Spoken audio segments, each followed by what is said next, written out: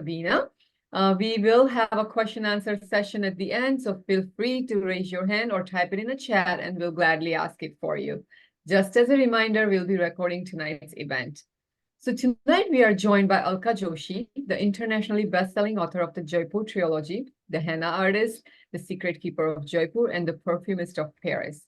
Her debut novel, The Henna Artist, immediately became a New York Times bestseller, Reese Witherspoon's pick, and was long-listed for the Center for Fiction First Novel Prize. It has been translated into 29 languages and is currently in a development at Netflix as a TV series. In 2023, Forbes selected Joshi as one of 50 over 50 women empowering other women. Joshi was born in India and came to US with her family at the age of 9. She has BA from Stanford University and MFA from California College of Arts. Now she lives in California. Welcome back, Alka, on our Books and Beyond Authors event. It is so great to see you again, and thank you for joining us tonight. Thank you. I love doing this kind of thing. I love talking to readers about what's going on. And also, like, they always tell me, okay, why did this character do this? I don't really think they should have done that. And what I love about that is how invested people get in the characters, and they feel as real to them as they do to me. Like, these characters feel really real to me in my head. Right. No, people get very connected and they take it personally sometimes. So, but I would like to kick off our session with this question that Perfumist of Paris is your third book in the series. Did you always have this story idea from the beginning, or it kind of evolved as you were writing the first book at the end, the second book? Can you share a little bit about how you came to the story plot? Yes, I feel like just like the rest of my life, nothing has ever been planned out. It was all just, happenstance. And so when the first book, when The Henna Artist went off to the printer, my agent said, well, what else are you going to be working on? And I said, well, Malik is so strong in my head. He really wants his story to be told. And there's all of these scenes in his life and his background that I put into the henna artist, but it was taken out because they wanted the henna artist to be shorter. So they cut over 100 pages. And so, Malik didn't get his share of the glory. And so he said, you've got to write my story. I don't have any presence in the henna artist the way I was supposed to. So then I started working on his story. I had 20 pages in. My agent said, let's send these off to the editor at HarperCollins. She sent it to her, and then suddenly we had a book contract for the first book, and the henna artist isn't even on the shelves yet. It's not even in the bookstores. It's not anywhere. So then I start writing The Secret Keeper of Jaipur, and as I'm finishing that up, my agent said, hey, so what else have you got? And I said, well, I wrote a story about Lakshmi in the first book, and then I've largely focused on Malik in The Secret Keeper of Jaipur. And now I think I could probably develop a story around Radha, because over the 10 years that it took me to write the first book, I got to know these characters really well. I had written their backstories and also their future stories, because I wanted people to understand sort of where they were going. All of that was taken out too. Like I had in a previous epilogue in The Henna Artist, this is what happens to Malik, this is what happens to Radha, this is what happens to Lakshmi. And, they cut that out. So I knew, for instance, that Radha was going to become a perfumer. I knew she was going to marry that young man who was trekking through the Himalayas, and he's French. And so she goes back and she's living with him. I knew she was going to have those two daughters. I knew the names of those two daughters. Oh, wow. I knew she was somehow going to be involved in the perfume world. I could have, because of her natural inclination towards combining ingredients like the henna paste ingredients and the paints that she used to make for the old man in the village. I knew she would be a natural chemist. And so I could have put her in, let's say, food. I could have said, okay, now she's going to go into food. That's going to be the thing that she's really gravitating towards. But for some reason, I just thought perfume was a lot sexier. So I said, okay, I think she's going to go into the perfume world. And so I knew then when my agent asked, what have you got for us? And I said, I don't have any pages, but this is what I'm thinking about for Radha. She said, okay, so I know you're really busy. You can't come up with the pages for us right now, but why don't you send us a couple of paragraphs of what you're thinking? And I said, sure. So I already knew, right? Basic 3 paragraphs of what the story was going to be. And then HarperCollins bought that one right away too. So that's how the trilogy happened. Now I Yeah. started calling it a trilogy when I'd finished the third book. I said, hey, you guys, the third book of the trilogy is coming up. I was telling all my social media. Yeah. And then people said, well, my editor said, hey, stop calling it a trilogy because then you can't continue on with these stories. And I said, well, I kind of want to do something a little different for books 4 and 5. And so she said, well, okay, but you know, it's like your funeral. And so, but since then, I have had many readers say, well, you know how Star Wars is. They've had prequels and sequels and all kinds of stuff. She said, you could just keep going with the 3 characters, you know, for a really long time Right. if you wanted. Right. So I Yeah. thought, okay, yeah, I think that there are still stories there that I can tell. But the fourth book is coming out in February 25th of this next year. And Wow. yes, and it is called 6 Days in Bombay. All right. Already excited about that. Okay, that was my question later on, but thank you for letting us know on early. So that's exciting. Yeah, that was really fun. So that was completely unplanned. And I think that I didn't know quite how I was going to end Radha's book. That's the one thing I never know in any of my stories. I don't know how they're going to end until they end. And then when Mm. they end, I go, oh, okay, I get it now. I get it where this is supposed to go. So Oh. that's, yeah, that's kind of how it happens. Okay, okay. And obviously, as we all have read your book, and we know that this book have lots and lots of detail about perfume industry and the process of perfume making. That I'm pretty sure required a lot of research. Can you share how did the research go in Paris and in India? Yes. So let's see. I was talking to, and you just alluded to the Netflix series. And my one of my producers there, Michael Edelstein, is in LA. So anytime I go to LA, I have lunch with him. I'm having lunch with him, and he says, "What are you working on?" I said, "I'm working on a book about the Perfumist of Paris." And I don't know anything about perfume. I actually really know nothing about perfume because I don't even wear perfume. And so he said, oh, well, then you got to talk to my friend Anne Gottlieb. She lives in New York City, and she has helped create J'adore by Dior and CK1 and Eternity. She's really like a big deal in the perfume world. And so I thought, oh, okay. So I wrote to her and she said, yeah, sure. Why don't you come to New York City? I'll introduce you to people. I fly out to New York City. She takes me to lunch with one of the most well-known master perfumers in the world. And so I get a chance to talk to him, Carlos Benaim. And then she gets me into the fragrance lab, one of the biggest fragrance labs in this country, the IFF, International Flavors and Fragrances. And so then I get to see what a perfume lab is all about. And I get to see what a perfume lab assistant like Radha would be doing and how Mm. the work happens between the actual assistant and then the master perfumer. Master perfumers will develop a formula in their heads because they've memorized all of those scents.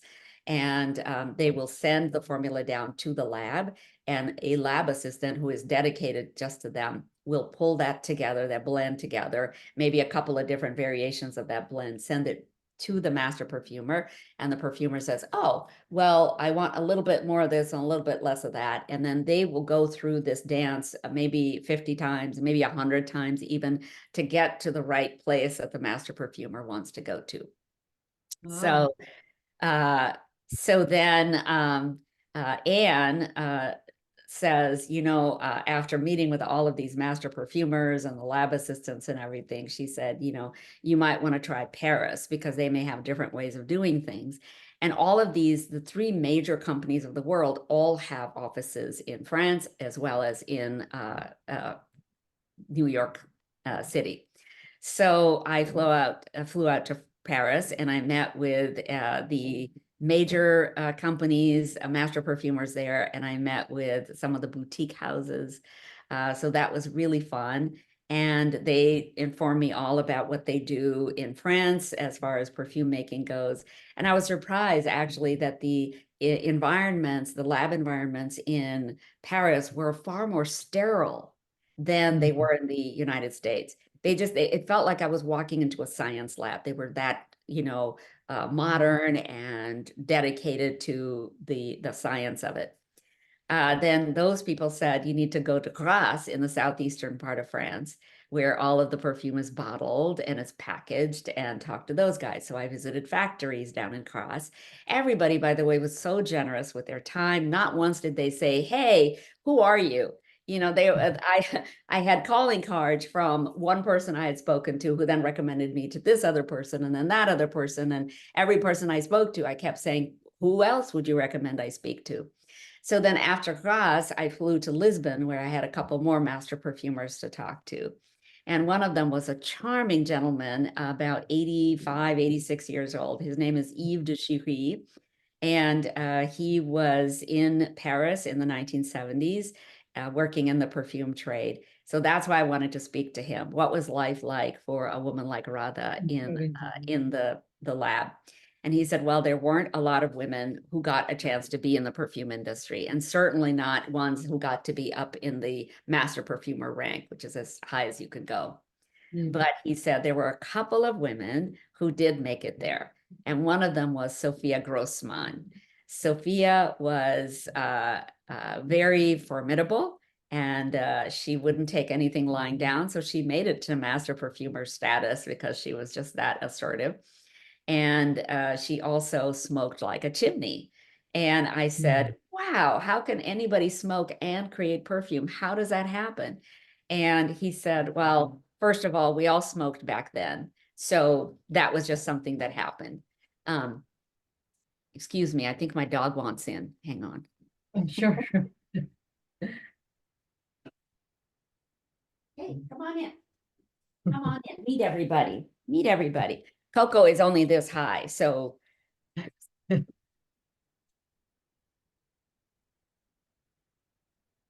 Coco is really small, so she can't, there's no way that she's ever going to be able to be seen by everybody. But anyway, so Sophia Grossman was, smoked so much. And I thought, okay, well, if she could create perfume as an inveterate smoker, why couldn't the woman who is mentoring Radha? So that's why Delphine Silbermann in The Perfumist of Paris is modeled after the real life Sophia Grossman.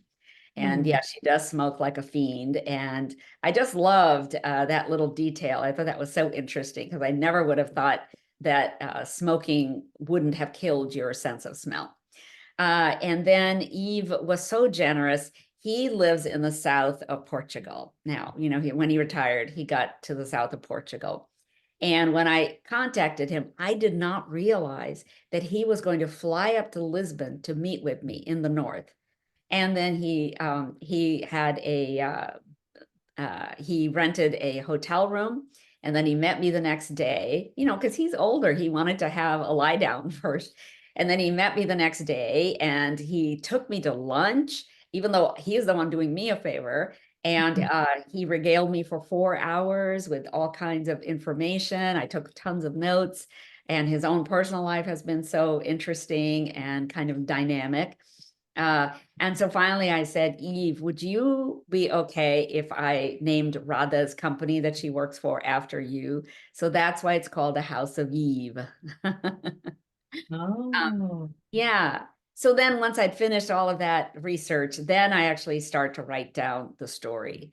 So that usually, it starts developing in my head as I'm doing research. I'm thinking, oh, now that's a really interesting little detail. I want Radha to have that, or I want Delphine to have that, or I want Pierre to be the person to introduce that into the story. And so I make little notes along the way. This is what I want to have happen.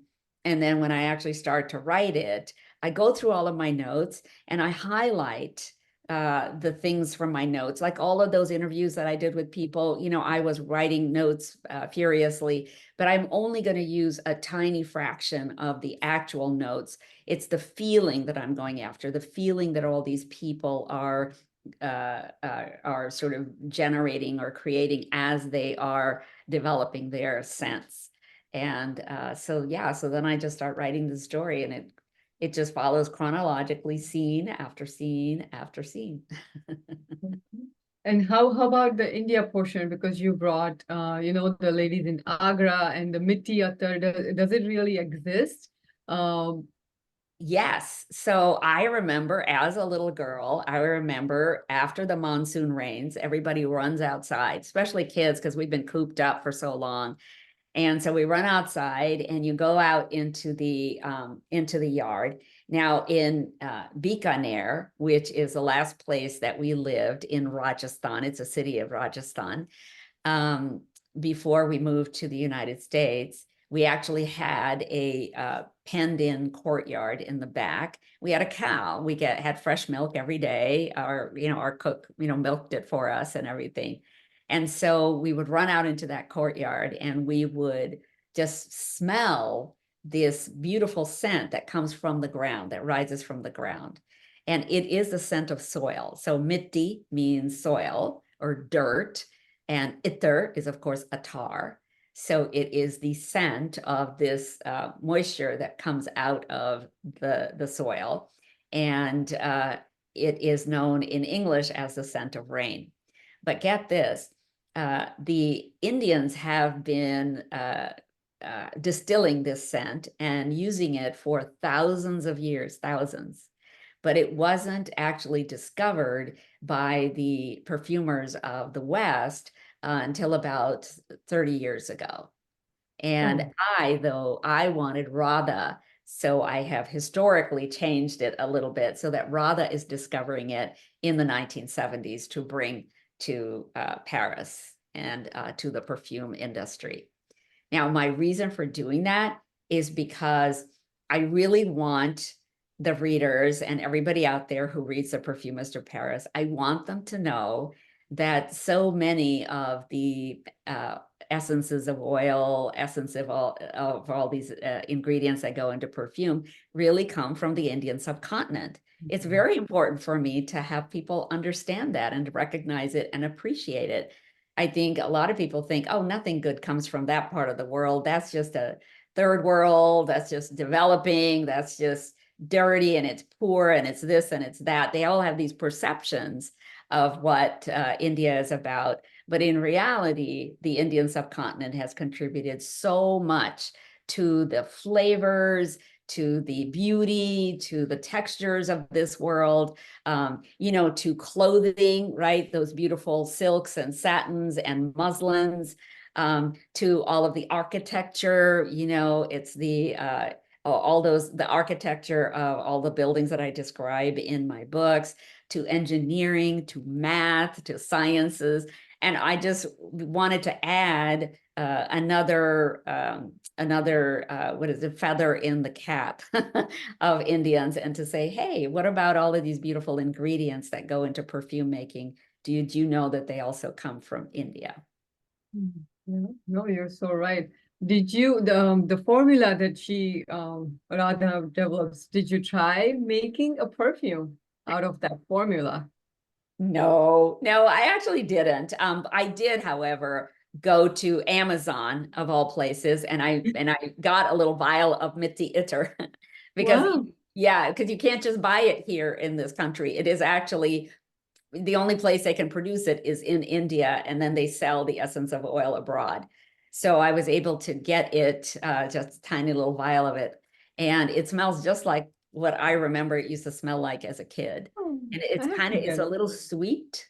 It's a little sweet, and it's very like light, and uh, I don't think you would want to apply it to your skin directly because it's too natural smelling for that. But combined with other oil essences, I think it's, combined with other essential oils, it really works well. Mhm.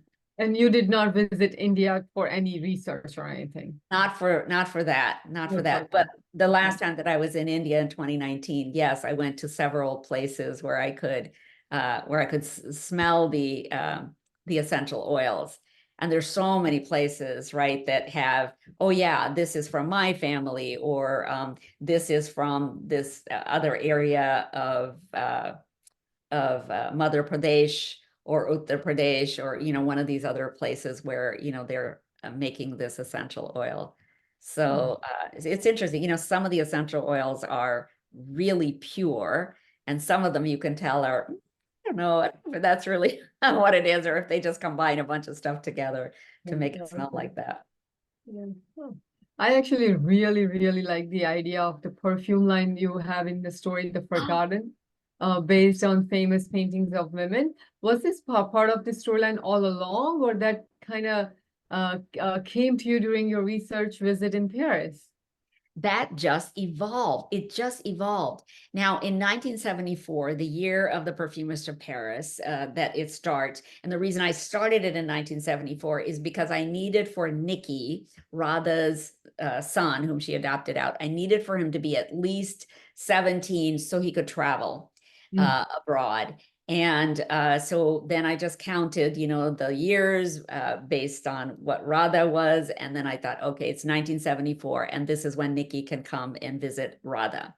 So I'm in 1974 now. 1974 was the first year that my parents took me to Paris for the first time. And when they took me there, they took me to the Jeu de Paume Museum. And that was where the Impressionist paintings were. And I saw Manet's Olympia there for the first time.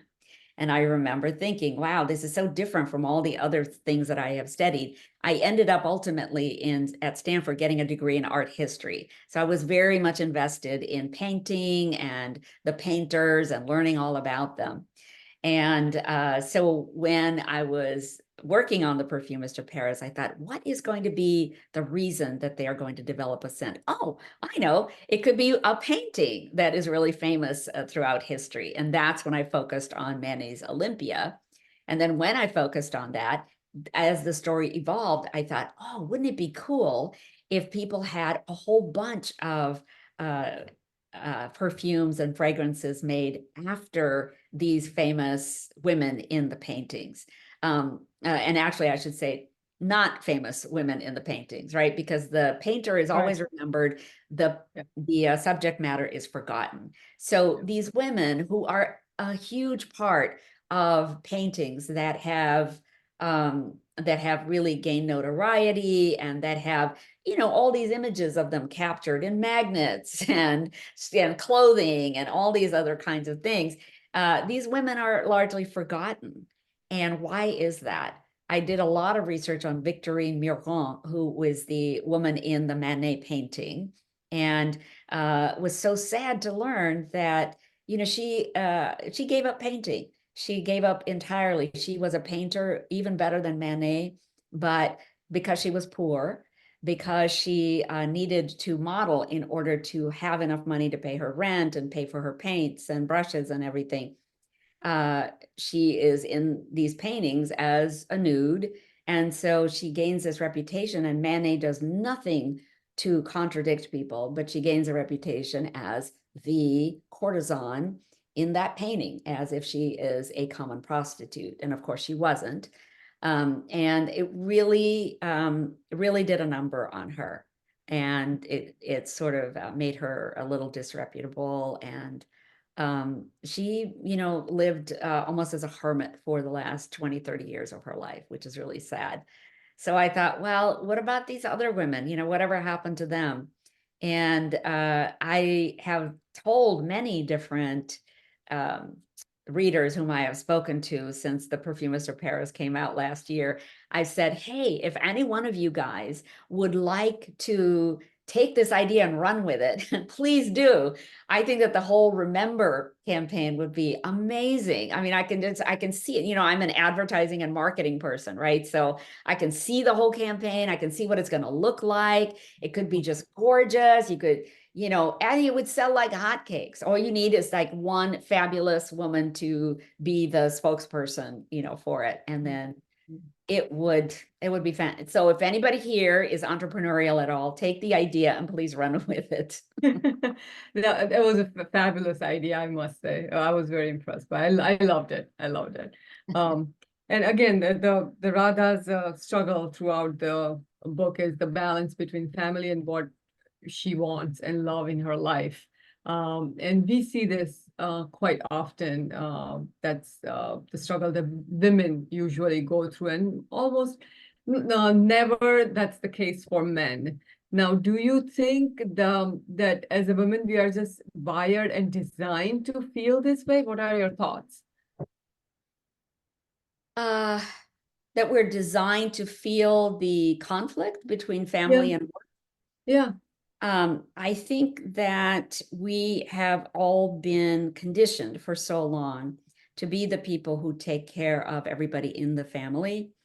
And I've had many young women say to me, "Oh no, but my husband helps out with the kids. Oh no, but my husband does the laundry." And I'm like, okay, does your husband also figure out what kinds of after school activities your kids would want to be involved in? And does he sign them up? Does your husband, even if he likes to cook, is he the one who plans out the whole week's worth of meals? Does he make sure that everything that the kids eat, that you eat, that he eats, everything is in the fridge for you, the way that a woman would? Um, and like I remember exactly what my husband likes to eat. Does he remember exactly what I like to eat? No. So even I in my household have this issue where I'm like, well, how did we end up with all that responsibility? I don't think it's because we're hardwired for it. I think it's because we've been conditioned to do it from our mothers and our grandmothers. And I think we feel that we're capable of doing it. And so why not just do it? It's a lot less trouble than trying to train a grown man to do this stuff for you. Um, and I also think that if we could just get women to be, I think to raise this next generation of kids, whoever the little ones are that are going, if we could train those little kids really early on to show them, especially the young boys and the young girls, that they can do each other's work, then I think we could actually start changing things. But when I ask women in the book groups that I speak to all year long, how is the situation in your home? They're like, oh, well, yeah, I do most of it. When the child is sick, I'm the one who stays home. When there is, let's say that there's a problem at home, the dishwasher has, flooded the basement or whatever. I'm the one who stays home to make sure that I'm there when the guy comes or whatever, right? So we still have a lot of work to do on this. And I just wanted to read a small passage in The Perfumist of Paris that also kind of outlines what I think is women's complicity in all of this. Okay. So this scene is when Radha and her mother-in-law Mathilde are talking. And this is towards the end of the book. And Mathilde and her mother-in-law Florence. And Florence and Radha have come to some sort of an understanding. They were adversaries most of the book, and now they've come to some sort of understanding. And so they are sitting and talking. She is quiet. We listen to each other breathe. Finally, she says, 2 days ago, I told Pierre that after you returned from Agra, you seemed different. I don't think it's just because Nikki showed up. It goes beyond that. There's a settled feeling about you, in you. It's as if in India you found a piece of yourself that you had lost. There it is again. The idea that we women lose track of ourselves. Lakshmi always said henna was a way for a woman to find a part of herself she may have mislaid. Sheila said that she wanted to bring the forgotten women back to life because while their painted images were famous, they themselves were invisible. They'd been discarded like candy wrappers tossed on the ground. Is that erasure of us something other people do to us, or do we women do it to ourselves? Yeah, that is wonderful. Yeah.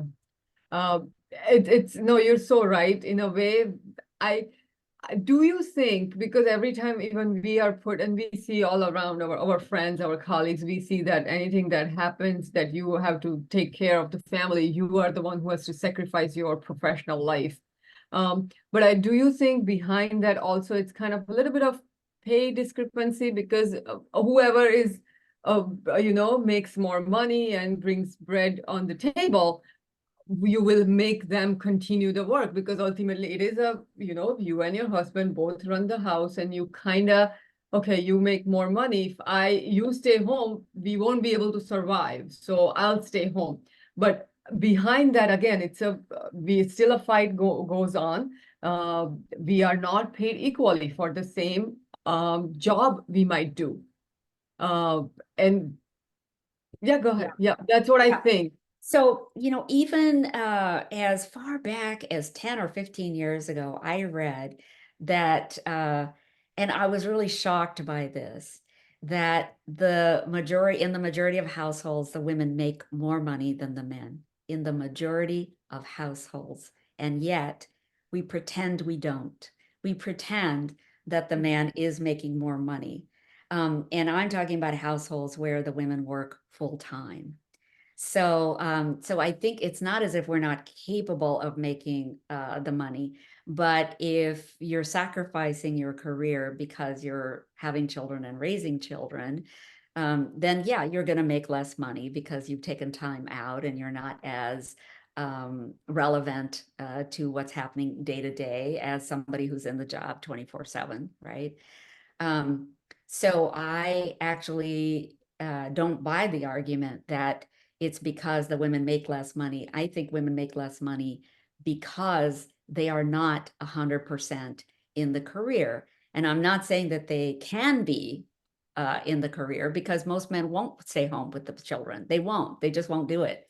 And so if you want children, it's the woman who generally sacrifices her time and energy to stay at home. And so she is going to be farther behind on the career ladder and she will make less money. Now, in my household, I have generally made more money than my husband. And I still have these issues. I still have issues, with him not wanting to do certain things. So what can I, I'm not sure there's a clear answer to any of this. Yeah, because then we have to go back to conditioned, that we are just conditioned to behave certain way. And when I say women make less money, I did not mean in that sense. I meant that pay discrepancy. That's also an issue in our society that, Yeah. women just don't get paid equally Yeah. for the same job. And it's a pay discrepancy in the publishing world too. Pinki, I'm glad you're bringing that up because this is a real problem. In the publishing world, male authors make more money. They're just given more money. It's like, here, Larry, you take all of this money, and then we just have a little bit here left for Alka, okay? So it happens all the time. Male authors will make more of an advance. They get the lion's share of the promotion and publicity dollars. Okay. Women make less of an advance and have less of a share of the good stuff that keeps you on the New York Times bestseller list, that keeps you front and center in front of bookstores that are going to buy your books and readers who are going to buy your books. So if you've ever seen those full page ads in the New York Times for a book, look at how many of those are men and how many of those are female authors. It's, they even recognize that that's a problem. The industry even knows that this is a problem. And at the top of the CEO ladders of publishing companies, it's men. Even though the majority of your editors, your marketing people, your sales people, even though so many of those are largely women, the guys up at the top are the ones who are calling, the big shots. It's too deep of and big of a problem and rooted so deep. I guess we have to stop reading James Patterson, guys.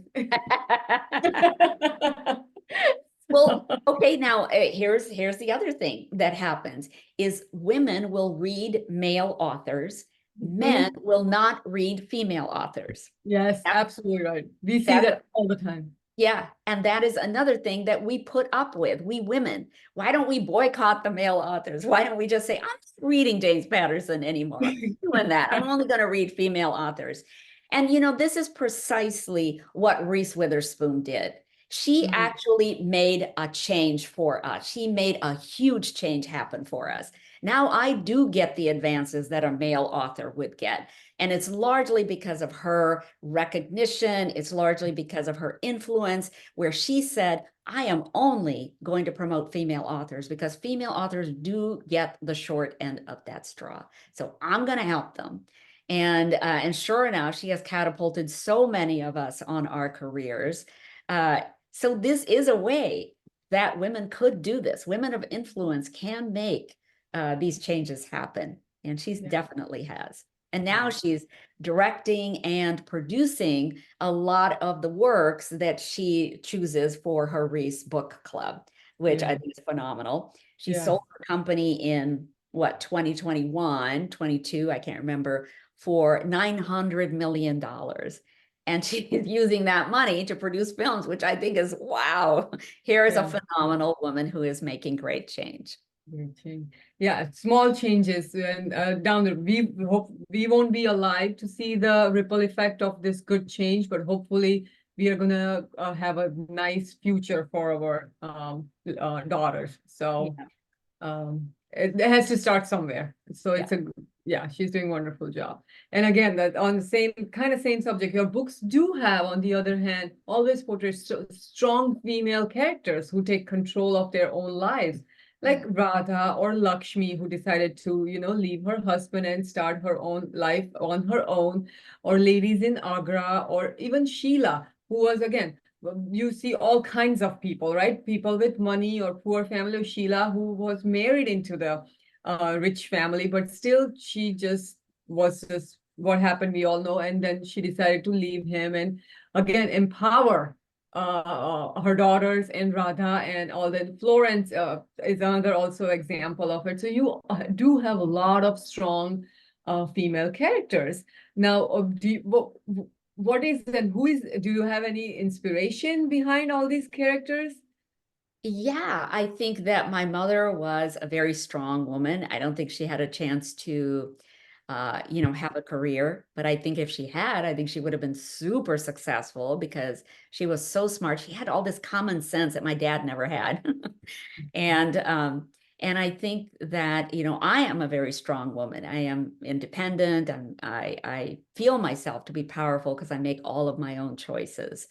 Um, and so I think that it behooves us who write about stories, who write stories, it behooves us to show to the generation coming up after us that there are very strong women out there in this world and that they make a huge difference if only they're allowed uh, to practice what they would like to become, and um, indeed, I think now when I hear from readers, I hear so many readers who say, okay, I'm only 16 and I read your books and I'm like, I want to be like these women.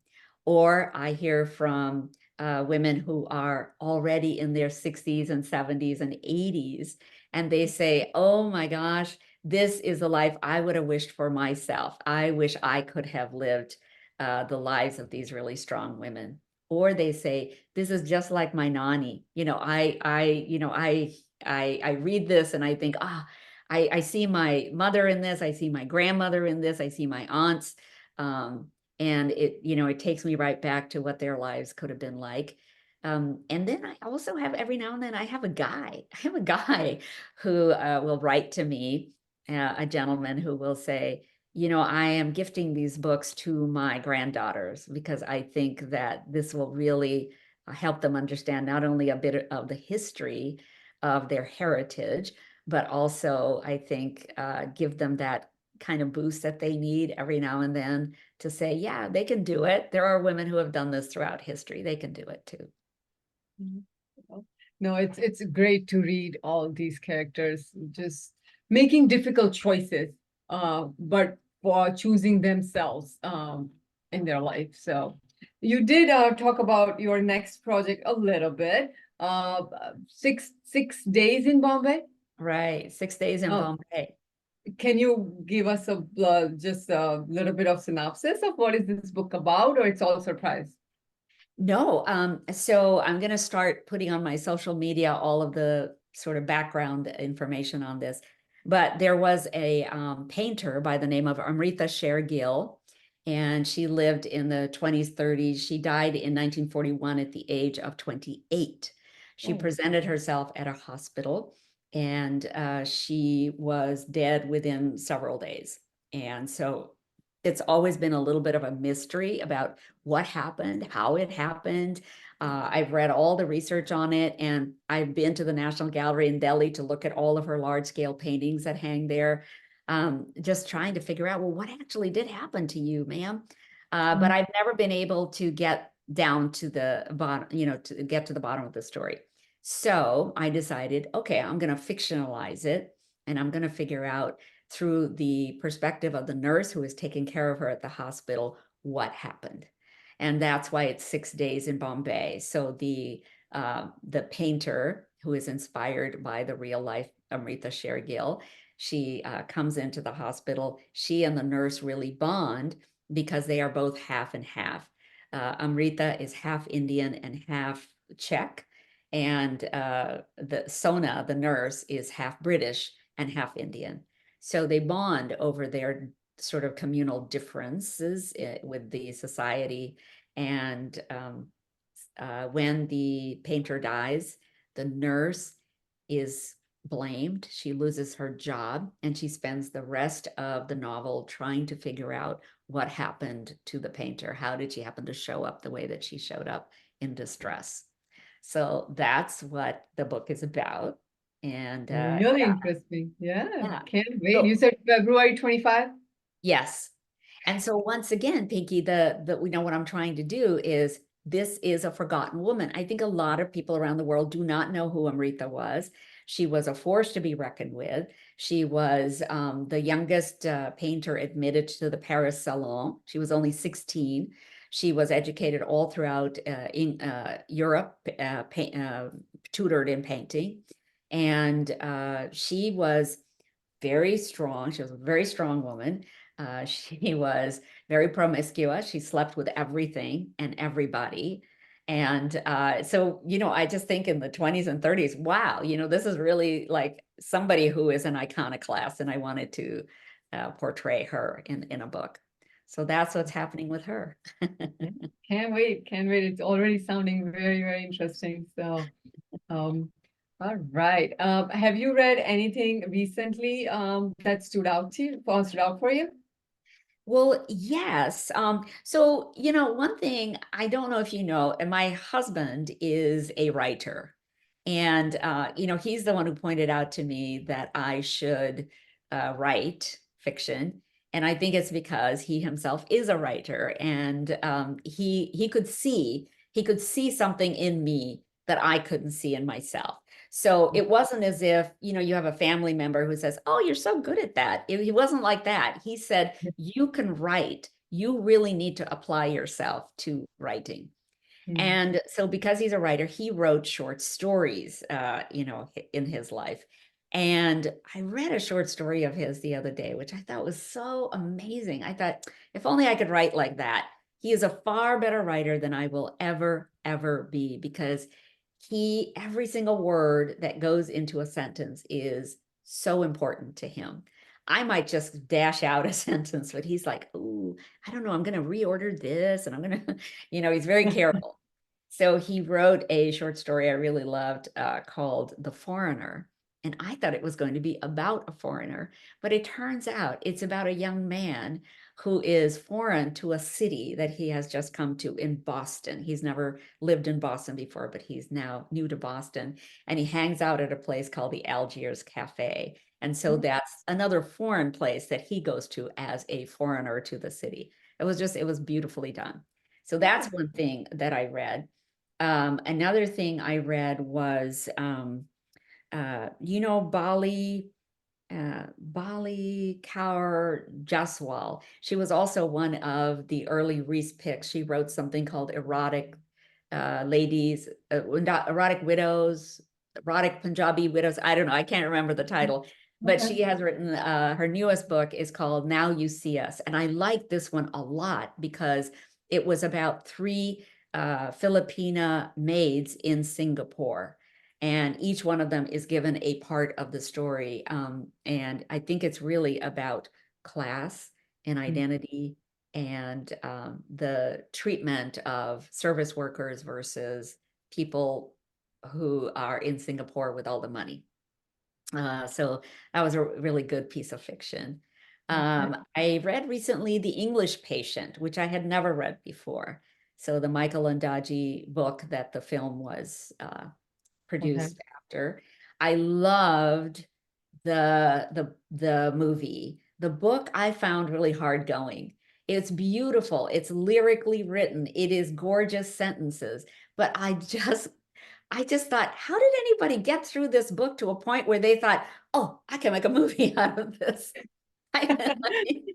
No shade on Michael Ondaatje, who I think must be a terrific writer. He is, I mean, the writing is golden. It's really beautiful. But I wanted to get to what's happening next. What's happening next?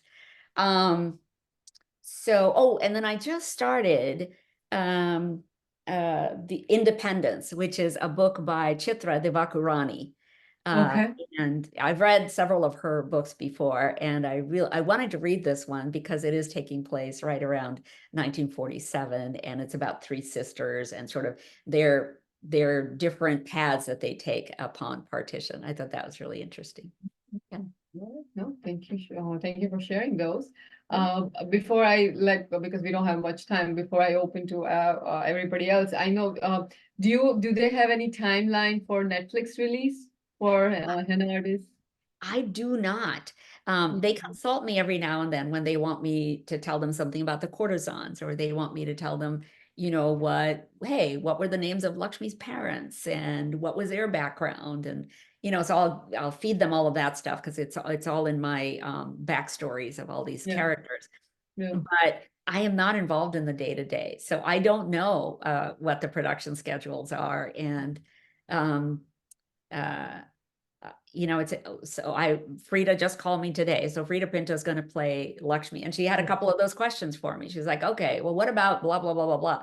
And I never ask what the production schedule is because these things can take a long time. They can take years. I don't want to put them, they need to do what they need to do to make a great series out of this. So I think that's going to be really nice. Yeah. Yeah, no, can't wait for that too. So I would like to actually open it up and see if anybody has question for you. So guys, if you have questions, please unmute yourself, raise your hand, or if you want to write it in the chat, that's fine too. I see. Oh, go ahead, Miss Nancy. You have to unmute yourself though. Oh, there you Okay, go. that worked. I was interested in your epilogue in terms of kind of what happened to Matilda. And you said, I've come to think that some people are meant to be in our lives for a certain length of time. This is page 337 in the epilogue.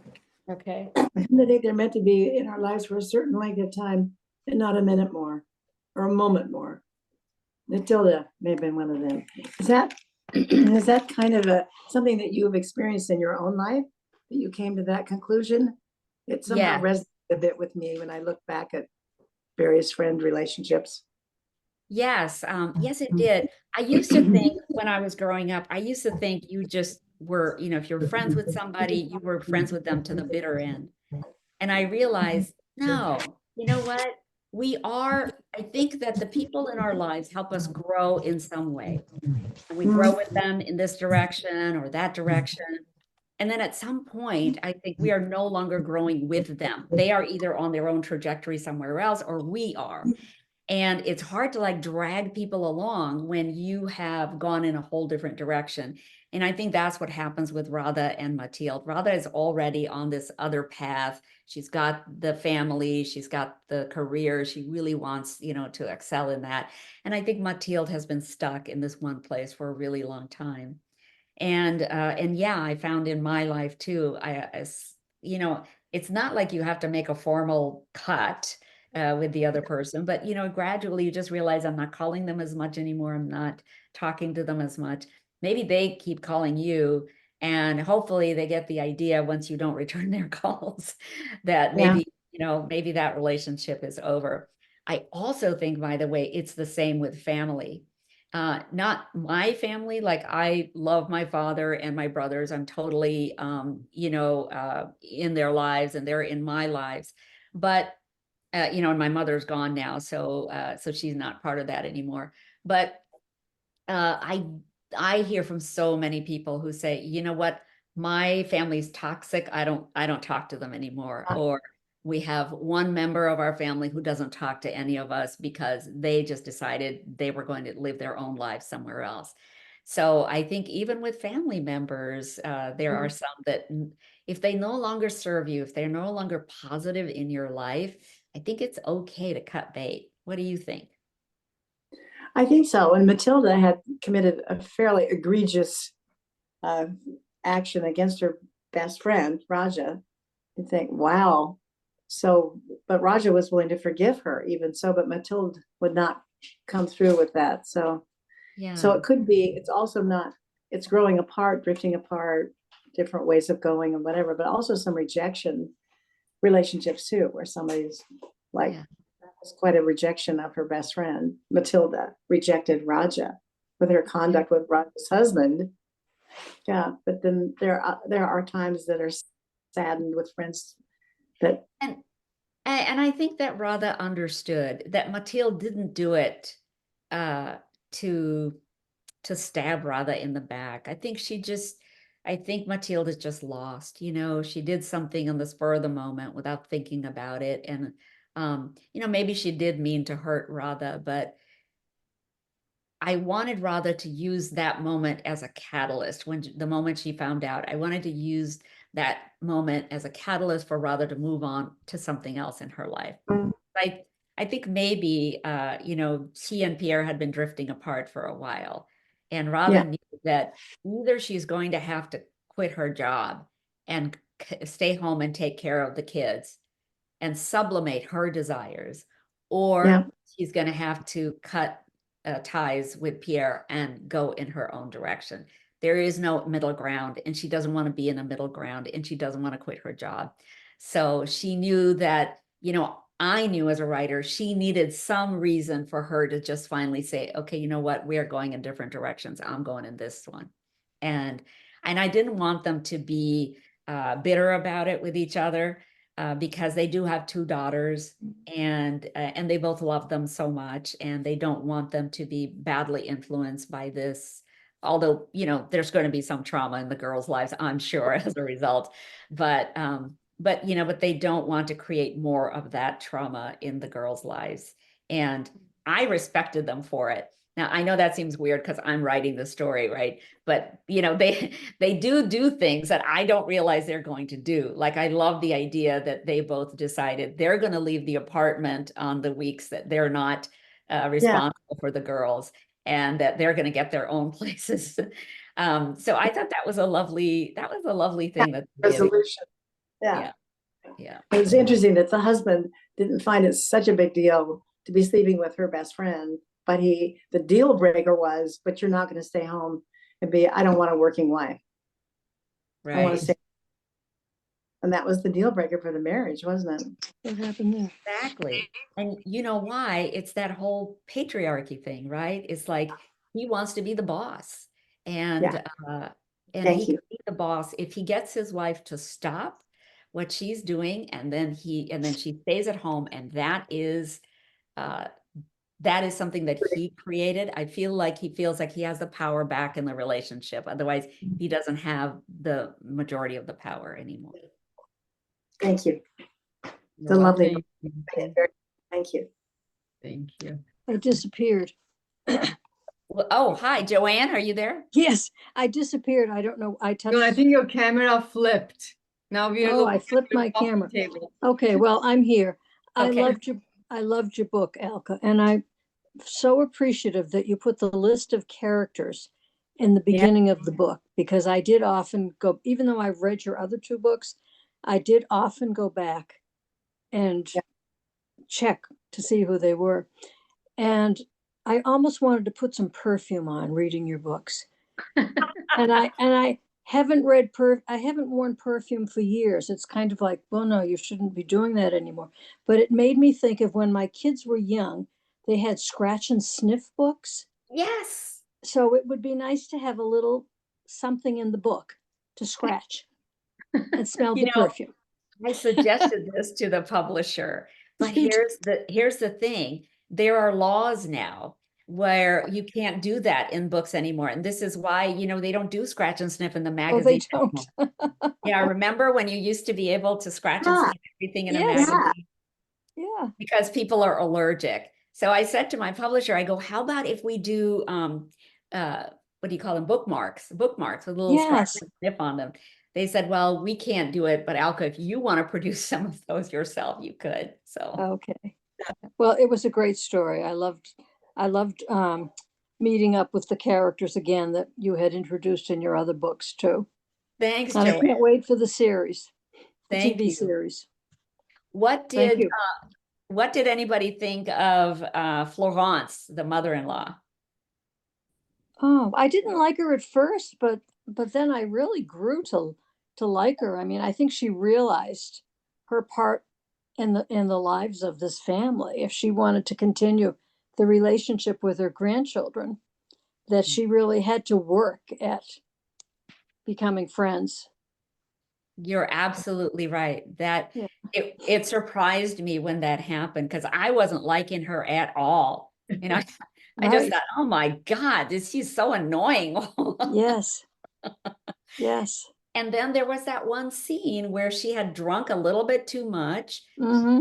Radha comes to her house with the girls, and the girls are settled into the living room. They're going to do their homework, and then in the dining room, and she's talking to Florence while Florence is at the stove, and she's got her glass of wine, and then I see her in my imagination. I see her dropping that, cutting herself, and not before confronting, you know, Radha and saying, you know, how old were you when you had him, or, you know. So now we know, oh my God, she's known this whole time that Nikki showed up. She has known since the first moment that Mm-hmm. that is Radha's son, and she hasn't said anything to Pierre. And now we know, oh, so if she hasn't said anything to Pierre, does that mean she's a good person? Does that mean she's somehow going to be nicer to Radha from now on?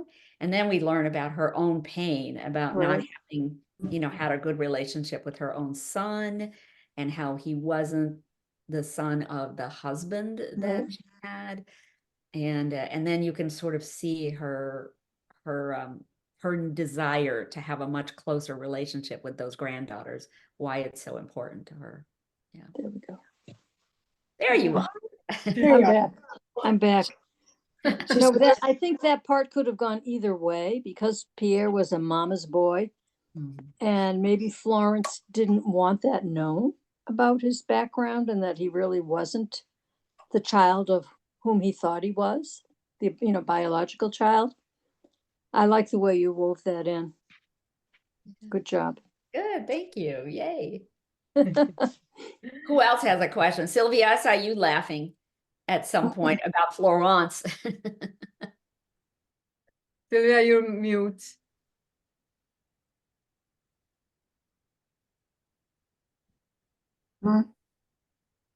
It, probably she can't figure out how to unmute. I can probably unmute her. There we go. There we go. I apologize. I found out about the book this week, so I'm 140 pages in. So Oh no, we just gave you some spoilers. but it's okay. They sort of enlightened me a little. But I'm enjoying it a whole lot.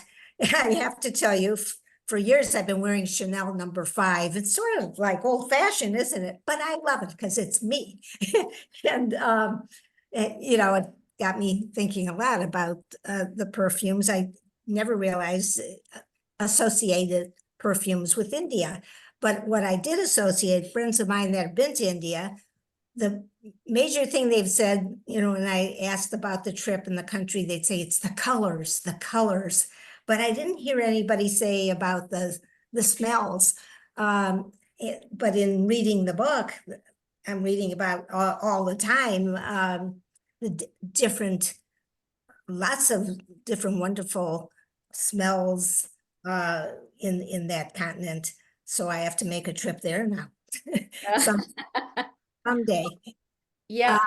Yeah, one other thing about short stories that so interesting. I read that it's much harder to write a good short story than a novel because you have to say so much in a small number of words, relatively speaking. So I'm reading 2 other books all at the same time. And one is Table for Two by Amor Towles.